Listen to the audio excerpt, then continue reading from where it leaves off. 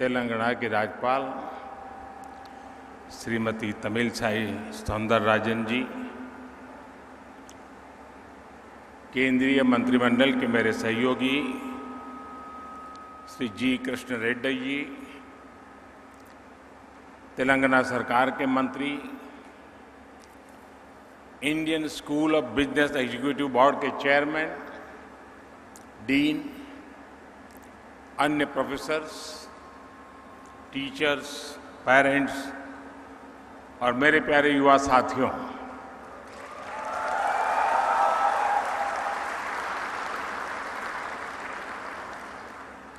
आज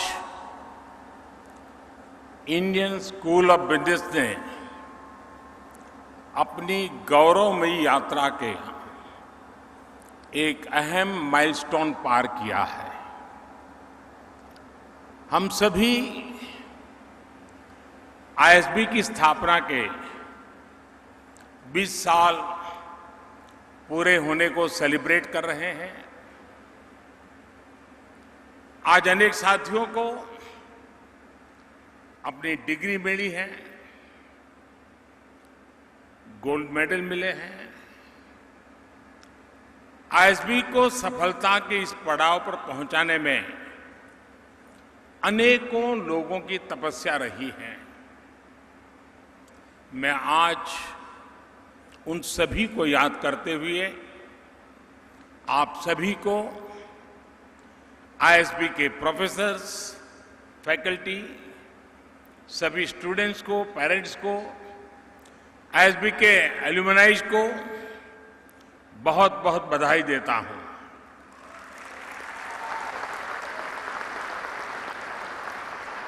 साथियों, साल 2001 में अटल जी ने इसे देश को समर्पित किया था। तब से लेकर आज तक लगभग 50,000 एग्जीक्यूटिव यहां से ट्रेन होकर निकले हैं। आज आईएसबी एशिया के टॉप बिजनेस स्कूलों में से एक है।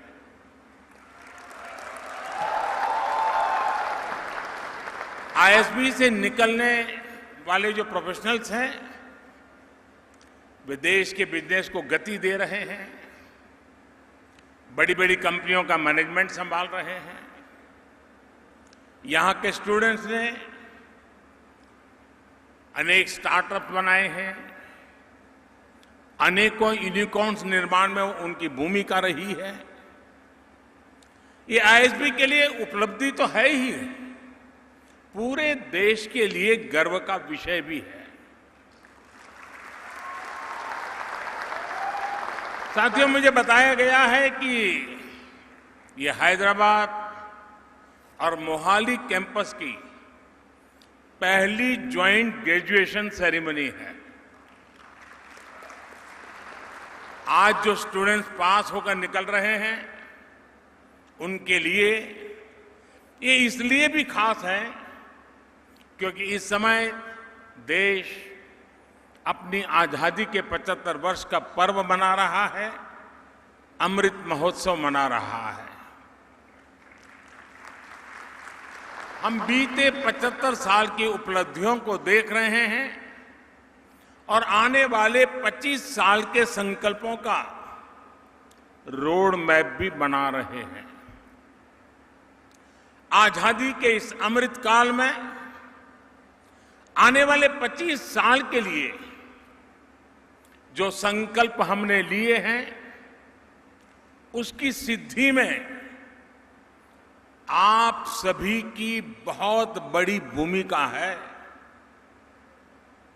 और आज भारत में जो आशा है, लोगों में जो आत्मविश्वास है, नए भारत के निर्माण के लिए जो इच्छा शक्ति है, वो आपके लिए भी अनेक संभावनाओं के द्वार खोल रही है।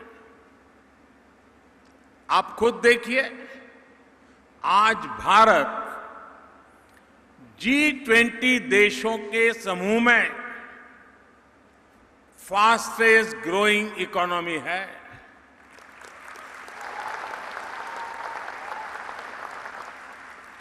स्मार्टफोन डेटा कंज्यूमर के मामले में भारत पहले नंबर पे है। इंटरनेट यूजर्स की संख्या को देखें तो भारत दुनिया में दूसरे नंबर पर है। ग्लोबल रिटेल इंडेक्स में भी भारत दुनिया में दूसरे नंबर पर है। दुनिया का तीसरा सबसे बड़ा स्टार्टअप इकोसिस्टम भारत में है। दुनिया का तीसरा सबसे बड़ा कंज्यूमर मार्केट भारत में है। ऐसी कई चीजें मैं आपके सामने रख सकता हूं, गिना सकता हूं। कोरोना जैसी वैश्विक महामारी में हम सबने और दुनिया ने भारत का सामर्थ्य देखा है। सदी की इस सबसे बड़ी आपदा में ग्लोबल सप्लाई चेन्स में इतना बड़ा डिसरप्शन हुआ, फिर युद्ध ने भी इस संकट को और बढ़ा दिया। इन सबके बीच भी भारत आज ग्रोथ के एक बड़े केंद्र के रूप में उभर रहा है। पिछले साल भारत में अब तक का सबसे ज्यादा रिकॉर्ड एफडीआई आया। आज दुनिया ये महसूस कर रही है कि इंडिया मीन्स बिजनेस, और ये केवल अकेले सरकार के प्रयासों के कारण संभव नहीं हुआ है। इसमें आईएसबी जैसे बिजनेस स्कूल्स का, यहां से निकलने वाले प्रोफेशनल्स का, देश के युवा का भी बहुत बड़ा योगदान है। चाहे स्टार्टअप्स हो या ट्रेडिशनल बिजनेस हो, चाहे मैन्युफैक्चरिंग हो या सर्विस सेक्टर हो, हमारे युवा ये साबित कर रहे हैं कि वो दुनिया को लीड कर सकते हैं। मैं सही बता रहा हूं ना? आपको भरोसा है कि नहीं अपने आप पर? मुझे आप पर भरोसा है, आपको अपने आप पर है। साथियों, इसलिए आज दुनिया भारत को, भारत के युवाओं को और भारत के प्रोडक्ट्स को एक नए सम्मान और नए भरोसे के साथ देख रही है। साथियों, भारत जिस स्केल पर लोकतांत्रिक तरीके से अनेक चीजें अपने यहां कर सकता है, जिस तरीके से हम यहां कोई नीति या निर्णय लागू कर सकते हैं, वो पूरी दुनिया के लिए अध्ययन का, सीखने का विषय बन जाता है। और इसलिए हम अक्सर इंडियन सॉल्यूशंस को ग्लोबली इंप्लीमेंट होते हुए देखते हैं। और इसलिए मैं आज इस महत्वपूर्ण दिन पर आपसे कहूंगा कि आप अपने व्यक्तिगत लक्ष्यों को देश के लक्ष्यों के साथ जोड़िए। आप जो सीखते हैं, आपका जो भी अनुभव होता है, आप जो भी इनिशिएटिव लेते हैं, उससे देश हित कैसे सधेगा, इस बारे में हमेशा सोचना चाहिए। जरूर सोचिए।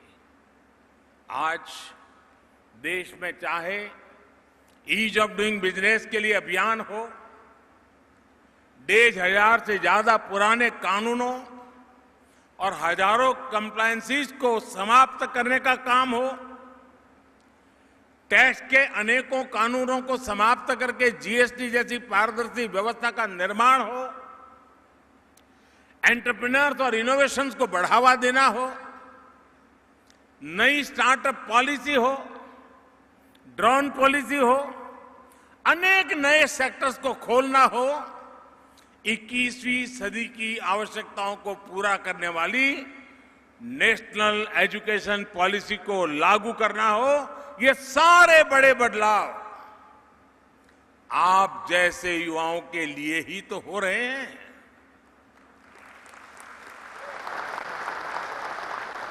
आप जैसे युवाओं की तरफ से आने वाले जो सॉल्यूशंस हैं, उन सॉल्यूशंस को इंप्लीमेंट करने के लिए, आपके आइडिया को देश की ताकत बनाने के लिए हमारी सरकार हमेशा देश की युवा शक्ति के साथ खड़ी है।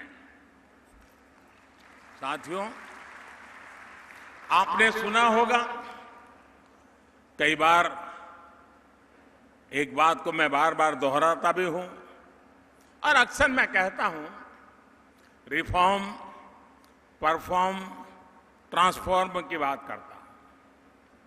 ये मंत्र देश में आज जो गवर्नेंस है उसे डिफाइन करता है। ये आप जैसे मैनेजमेंट के स्टूडेंट्स, प्रोफेशनल्स के लिए भी बहुत अहम। मैं ये सारी बातें आपको इसलिए बता रहा हूं क्योंकि आप लोग यहां से निकलने के बाद बहुत सारे पॉलिसी डिसीजंस लेने वाले हैं। पॉलिसी सिर्फ ड्राइंग रूम पर अच्छी हो, कागज पर बेहतर हो, जमीन पर अगर नतीजे ना दे तो उसका कोई लाभ नहीं होता। इसलिए पॉलिसी का आकलन इंप्लीमेंटेशन और एंड रिजल्ट के आधार पर होना चाहिए। रिफॉर्म, परफॉर्म, ट्रांसफॉर्म के मंत्र ने कैसे पॉलिसीज को, देश की गवर्नेंस को रिडिफाइन किया है, ये भी मैं चाहूंगा कि आप जैसे नौजवानों को जानना बहुत जरूरी है। साथियों, बीते 8 साल की तुलना अगर आप उसके पहले के 3 दशक से करेंगे तो एक बात जरूर नोट करेंगे, हमारे देश में रिफॉर्म्स की जरूरत तो हमेशा से महसूस की जाती रही थी, लेकिन पॉलिटिकल विल पावर की हमेशा कमी रहती थी। पिछले 3 दशकों में लगातार बनी रही राजनीतिक अस्थिरता के कारण देश ने लंबे समय तक पॉलिटिकल विल पावर की कमी देखी। इस वजह से देश रिफॉर्म से बड़े फैसले लेने से दूर ही रहा। 2014 के बाद से हमारा देश राजनीतिक इच्छा शक्ति को भी देख रहा है और लगातार रिफॉर्म भी हो रहे हैं। हमने दिखाया है कि अगर ईमानदारी के साथ, इच्छा शक्ति के साथ रिफॉर्म की प्रक्रिया को आगे बढ़ाई जाए तो जन समर्थन अपने आप बढ़ता है। फिनटेक का उदाहरण हमारे सामने है। जिस देश में कभी बैंकिंग ही एक प्रिविलेज मानी जाती थी, उसी देश में फिनटेक सामान्य नागरिकों के जीवन को बदल रही है।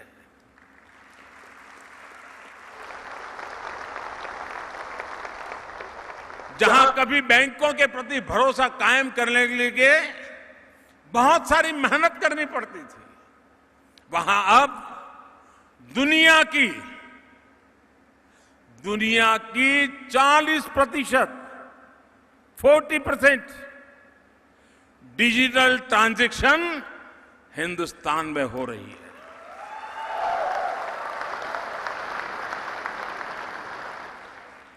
हमारे हेल्थ सेक्टर को भी ये माना जाता था कि किसी बड़ी चुनौती को रिस्पॉन्ड नहीं कर पाएगा, लेकिन हेल्थ सेक्टर में रिफॉर्म की देश की इच्छा शक्ति का परिणाम हमने 100 साल की सबसे बड़ी महामारी के दौरान अनुभव किया है। कोरोना ने जब दस्तक दी तब हमारे पास पीपीई किट्स बनाने वाले मैन्युफैक्चरर ना के बराबर थे। कोरोना स्पेसिफिक जरूरी इंफ्रास्ट्रक्चर भी नहीं था, लेकिन देखते ही देखते 1100 से अधिक पीपीई मैन्युफैक्चरर्स का नेटवर्क भारत में तैयार हो गया। कोरोना की टेस्टिंग के लिए भी शुरुआत में कुछ दर्जन लैब्स थी। बहुत कम समय में देश में 2500 से अधिक टेस्ट लैब्स का नेटवर्क बन गया। कोविड वैक्सीन के लिए तो हमारे यहां चिंता जताई जा रही थी कि हमें विदेशी वैक्सीन मिल पाएगी भी या नहीं, लेकिन हमने अपनी वैक्सीन तैयार की। इतनी वैक्सीन बनाई कि भारत में भी 190 करोड़ से ज्यादा डोज लगाई जा चुकी है। भारत ने दुनिया के 100 से अधिक देशों को भी वैक्सीन भेजी है। इसी प्रकार मेडिकल एजुकेशन में भी हमने एक के बाद एक अनेक रिफॉर्म किए। इसी का परिणाम है कि बीते 8 सालों में मेडिकल कॉलेज की संख्या 380 से बढ़कर 600 से भी अधिक हो गई है। देश में मेडिकल की ग्रेजुएट और पोस्ट ग्रेजुएट की सीटें 90,000 से बढ़कर 1.5 लाख से ऊपर हो चुकी हैं। साथियों, पिछले 8 वर्षों में देश ने जो इच्छा शक्ति दिखाई है, उसकी वजह से एक और बड़ा बदलाव आया है।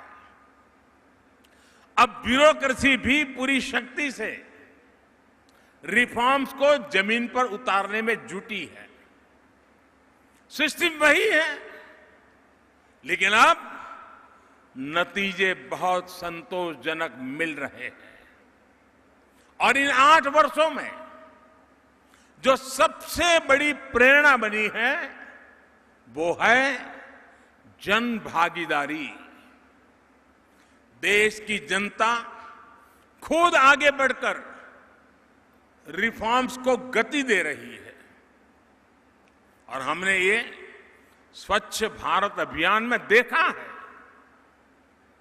और अब वोकल फॉर लोकल और आत्मनिर्भर भारत अभियान में भी हम जन भागीदारी की ताकत को देख रहे हैं।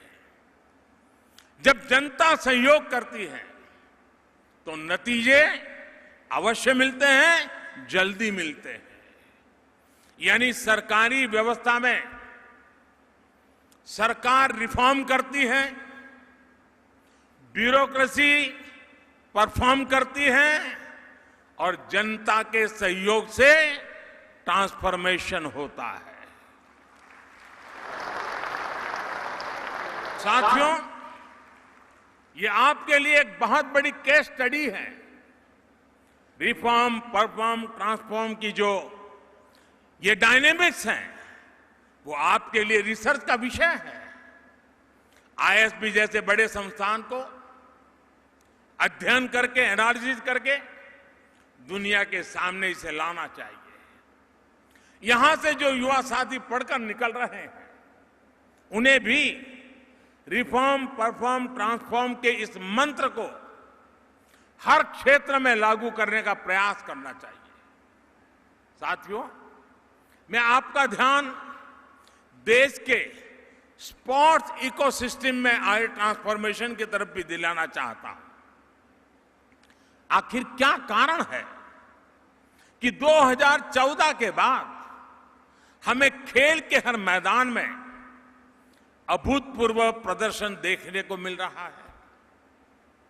इसका सबसे बड़ा कारण है हमारे एथलीट्स का आत्मविश्वास। आत्मविश्वास तब आता है जब सही टैलेंट की खोज होती है, जब टैलेंट की हैंड होल्डिंग होती है, जब एक ट्रांसपेरेंट सिलेक्शन होता है, ट्रेनिंग का, कंपटीशन का एक बेहतर इंफ्रास्ट्रक्चर मिलता है।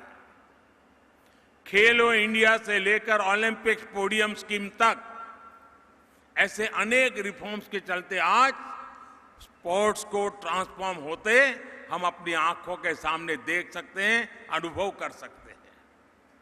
साथियों, मैनेजमेंट की दुनिया में परफॉर्मेंस, वैल्यू एडिशन, प्रोडक्टिविटी और मोटिवेशन, इन बातों पर भी बहुत चर्चा होती है।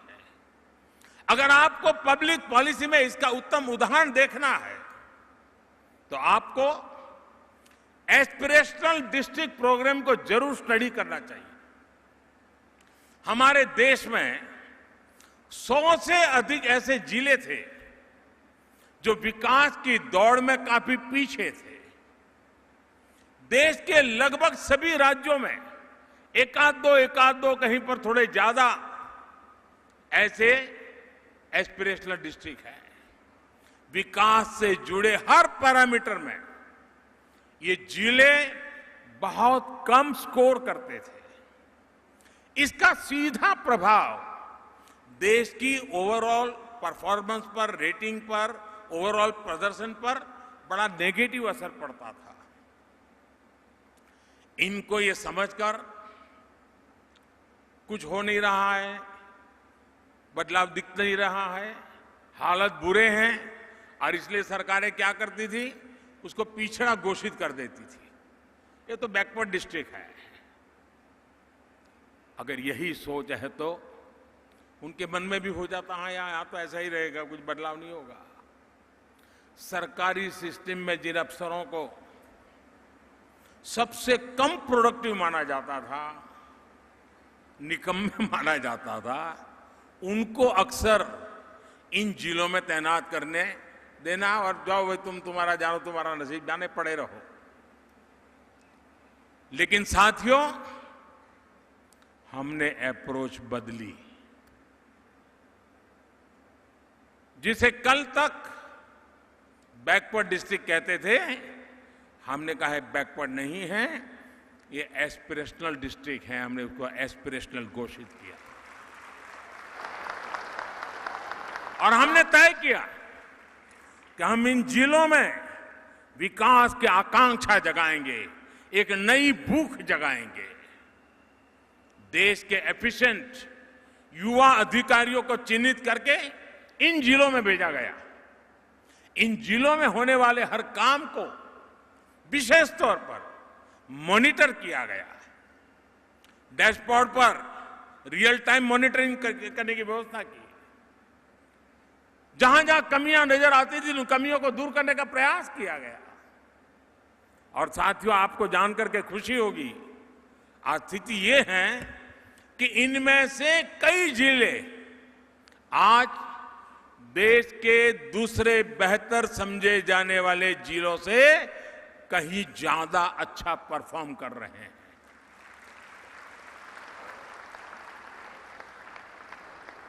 जिन्हें कभी पिछड़े जिले कहते थे, देश के डेवलपमेंट पैरामीटर्स को प्रभावित करते थे, वो आज एस्पिरेशनल डिस्ट्रिक्ट बनकर देश के विकास को गति दे रहे हैं। अब हमने राज्यों से कहा है कि इस अप्रोच को और विस्तार दें। हर जिले में ऐसे ब्लॉक्स होते हैं जो विकास के मामले में दूसरों से पिछड़ गए हैं। ऐसे ब्लॉक्स को आइडेंटिफाई करके एस्पिरेशनल ब्लॉक्स अभियान को अब आगे बढ़ाया जा रहा है। देश में हो रहे ये बदलाव, इनकी जानकारी आपको पॉलिसी डिसीजंस में, मैनेजमेंट में बहुत मदद करेगी। साथियों, आपके लिए ये सब जानना इसलिए भी जरूरी है क्योंकि आज देश में बिजनेस के मायने भी बदल रहे हैं और बिजनेस का दायरा भी बढ़ रहा है। आज भारत में economic landscape small, medium, cottage और यहां तक कि इनफॉर्मल एंटरप्राइज तक में फैल रहा है। ये बिजनेस लाखों लाख लोगों को रोजगार के अवसर दे रहे हैं। इनका सामर्थ्य बहुत ज्यादा है, इनमें आगे बढ़ने का कमिटमेंट बहुत ज्यादा है। इसलिए आज जब देश आर्थिक विकास के नए अध्याय को लिख रहा है तो हमें एक और बात याद रखनी होगी। हमें छोटे व्यापारियों, स्मॉल बिजनेस का भी उतना ही ध्यान रखना होगा। हमें उन्हें ज्यादा बड़े प्लेटफॉर्म देने होंगे, ग्रो करने के लिए ज्यादा बेहतर मौके देने होंगे। हमें उन्हें देश विदेश में नए नए बाजारों से जोड़ने में मदद करनी होगी। हमें उन्हें ज्यादा से ज्यादा टेक्नोलॉजी से जोड़ना होगा। और यही पर, इसी बात पर आईएसबी जैसे संस्थान, आईएसबी के स्टूडेंट्स की भूमिका बहुत अहम हो जाती है। एक फ्यूचर बिजनेस लीडर के तौर पर आप सभी को, हर बिजनेस को और बड़ा और विस्तार करने के लिए आगे आना होगा, जिम्मेवारियां संभालनी होगी। और आप देखिएगा, आप छोटे बिजनेस को ग्रो करने में मदद करेंगे तो आप लाखों एंटरप्रेन्योर्स के निर्माण में मदद करेंगे, करोड़ों परिवारों की मदद करेंगे। भारत को फ्यूचर रेडी बनाने के लिए हमें सुनिश्चित करना होगा कि भारत आत्मनिर्भर बने। और इसमें आप सभी बिजनेस प्रोफेशनल्स की बहुत बड़ी भूमिका है। और यह आपके लिए एक तरह से देश की सेवा का अहम उदाहरण होगा। साथियों, देश के लिए कुछ करने का, देश के लिए कुछ कर गुजरने का आपका जज्बा देश को नई ऊंचाई पर ले जाएगा। मुझे आईएसबी पर, आईएसबी के स्टूडेंट्स पर, आप सभी नौजवानों पर बहुत भरोसा है, बहुत विश्वास है। आप एक पर्पज के साथ इस प्रतिष्ठित संस्थान से बाहर निकले। आप अपने गोल्स को राष्ट्र के संकल्पों के साथ जोड़िए। हम जो कुछ भी करेंगे उससे एक राष्ट्र के रूप में सशक्त होंगे। इस कमिटमेंट के साथ जब आप कोई भी प्रयास करेंगे तो सफलता आपके कदम पर होगी। एक बार फिर आज जिन जिन साथियों को मुझे मेडल देने का अवसर मिला है और भी जो लोगों ने सिद्धियां प्राप्त की हैं, उनको, उनके परिवारजनों को अनेक अनेक शुभकामनाएं देता हूं। और आईएसबी भारत की विकास यात्रा में ऐसी पीढ़ियों को तैयार करता रहे, ऐसी पीढ़ियां राष्ट्र के लिए समर्पित भाव से कार्य करती रहे। इसी एक अपेक्षा के साथ आप सबका बहुत बहुत धन्यवाद।